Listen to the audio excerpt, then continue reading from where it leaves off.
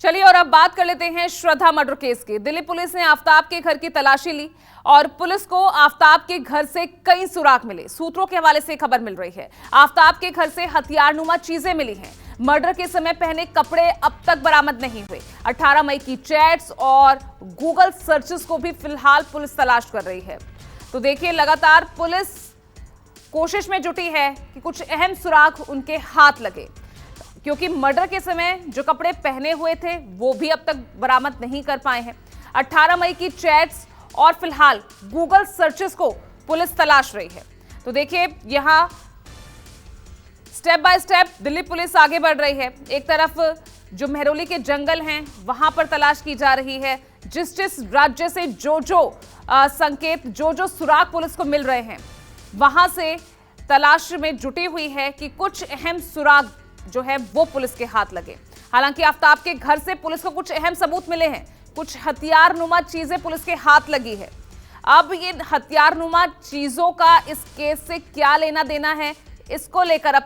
जो है कार्रवाई की जा रही है। दीपक, अब खबर ये आ रही है कि हालांकि अहम सुराग मिले, इसी कोशिश में लगातार दिल्ली पुलिस लगी हुई है, लेकिन अभी खबर ये आई है दीपक कि आफताब के घर से कुछ हथियारनुमा चीजें पुलिस के हाथ लगी है।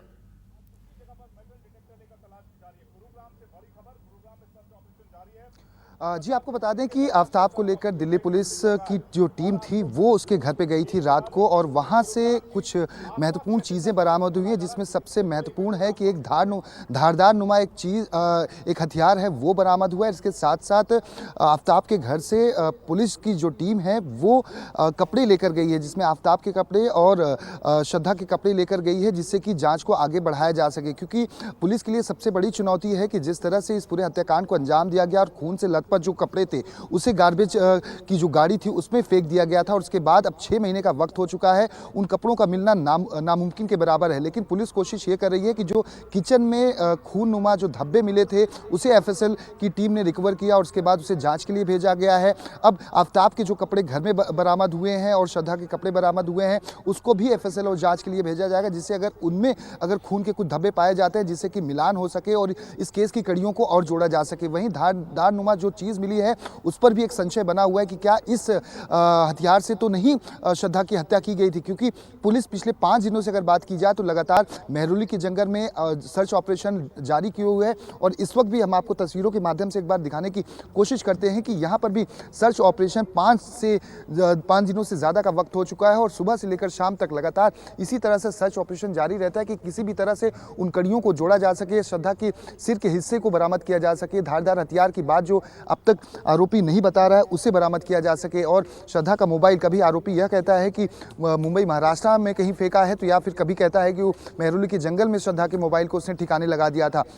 आखिर इसमें सच्चाई कितनी है, इसी जांच के लिए पुलिस की जो भारी भरकम टीम है वो सुबह से ही सर्च ऑपरेशन एक बार फिर से शुरू किए हुए, जिससे कि ज़्यादा से ज़्यादा कड़ियों को जोड़ा जा सके। वहीं आपको बता दें कि कल भी पॉलीथीन में कुछ